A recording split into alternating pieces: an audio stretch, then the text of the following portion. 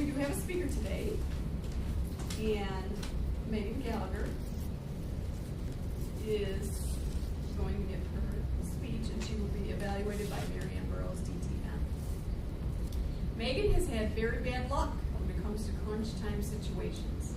Last weekend, she visited Nashville and drove down with her friend Carly.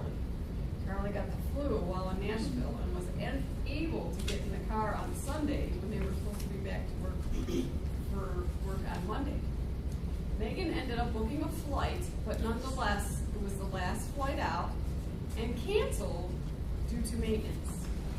She went through 2 more canceled flights the next day, only to arrive back in Cleveland about 1 p.m. on Monday. Not fun, but these ridiculous situations seem to be a trend in Megan's life this year. Wait till you hear one of her other stories. She's presenting Project 4, How to Say It, and her speech is titled, Are You Kidding Me? Here's Megan.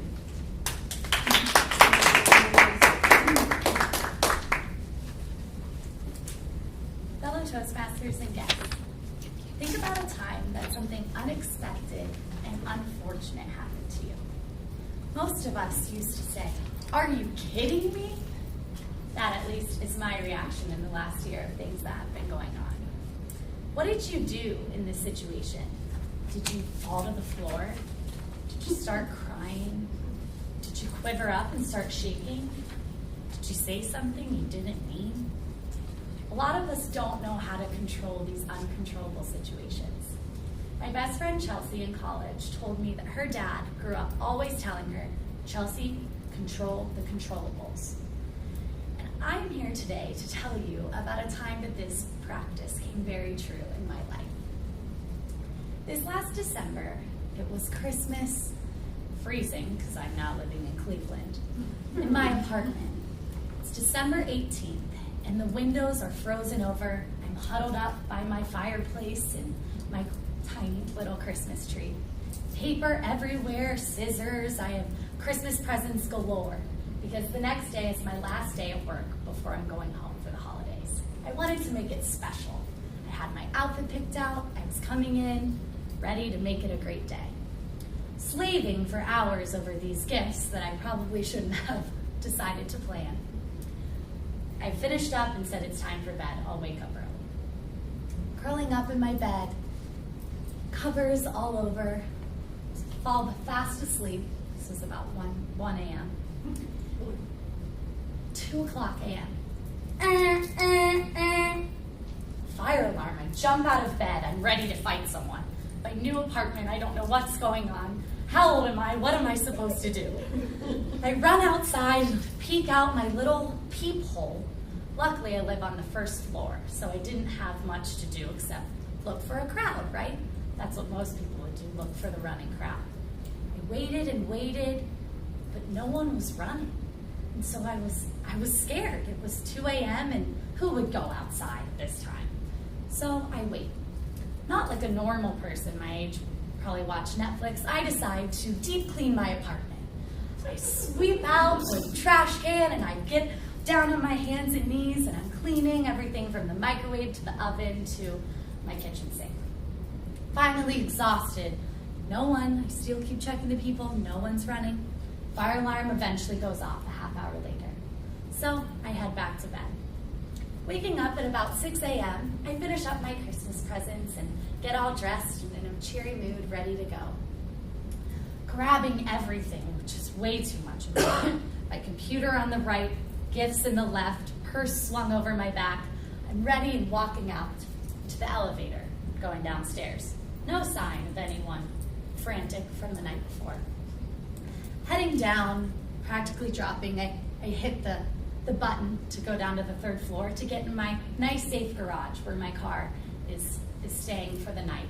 For the whole time that I've lived in Cleveland, I've had a covered garage, which is so fortunate for all of you that live here in Cleveland. You know that you want to have a covered garage.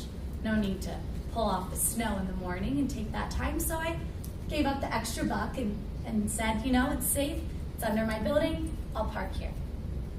Heading down, practically my presents toppling out of my hands, I bust into the garage and I walk in and I look up and I'm in absolute disbelief.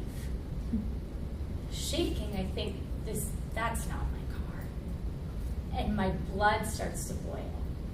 I then realize it is my car. I drop my presents and I run. And as the glass is shattered everywhere, I circle the car. There's blood stains. There's the windshield wipers jacked off the front, thrown. The whole front, top, and bottom has been dismantled and pushed in, while everything else is completely untouched. I start to just examine the car, thinking, what could possibly happen? Is this a murder scene? Did someone die? And then the tears start coming. I didn't know what to do, and I was just standing there, and I put down my presents, and some woman found me crying. This is my baby.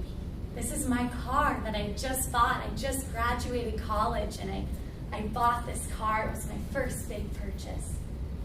I felt as if someone had personally done this to me. You never think that, they're not thinking about you, but I felt attacked. The woman helped me back up, and I swarmed into the elevator, went upstairs to talk to our maintenance. The woman very calmly knew exactly who I was as I came in with tears running down my face. They were waiting for me. They didn't know whose car it was, but I made it obvious when I came up. I talked to the woman, and she explained to me that while I was here in my bed, sleeping, then cleaning, then sleeping again, that fire alarm that was pulled was a man who had been in the military and recently let go. He had gone out, rampaged, this is a Wednesday night, by the way, rampaging all across town, and came into the building, pulled the fire alarm, was let in, and ran, belting down the halls, pulling things off, ruining all the Christmas decorations, and then busting down in and taking my car out of 500 to jump on. The woman then proceeds to ask me, well, ma'am, it was just your car, so we'd like to show you a picture in case this was a personal attack, making me feel not so good. They showed me a picture, and it really just was this 35-year-old rugged redhead that I'd never seen before, which I expected. No crazy ex-boyfriends coming after me. So after a lot of thought, I sat there and I heard my friend Chelsea's voice say, Megan, control the controllables. So I could have run along and said, this ruined my day. How am I going to get home? My car's a disaster. I'm in a bad mood. My boss is never going to believe this. Instead, I prioritized. I said, call my dad. He'll take care of the insurance. Call the police. Let's make a report. Let's figure out how to get new glass, new car, so I can get home for the holidays. When you control the controllables, it really does change the outcome of the situation. After recognizing that things could be controlled, I then realized all the positive things that did come out of this. While going back to my car to take many investigating pictures for the police, I found so many random people in the building that wanted to help me. They wanted to drive me to work. They wanted to take me out to get Starbucks to cheer me up.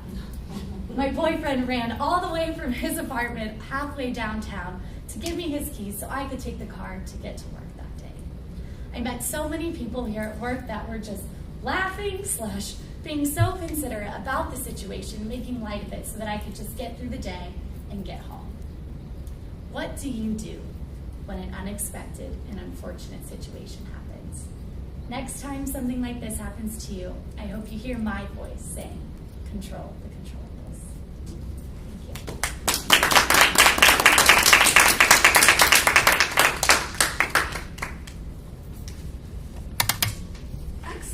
Excellent job. Kelly, could we please have 2 minutes of silence for our evaluation?